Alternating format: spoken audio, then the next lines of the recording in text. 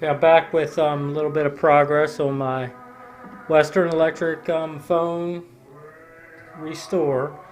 Here's the rotary dial. If you remember what it looked like before.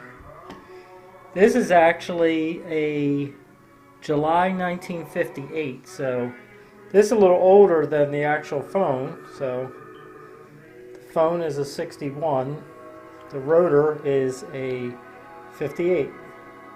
So it's beautiful condition, and I just got to oil it up and get that going. So far I got the inner workings all done, and the rotor.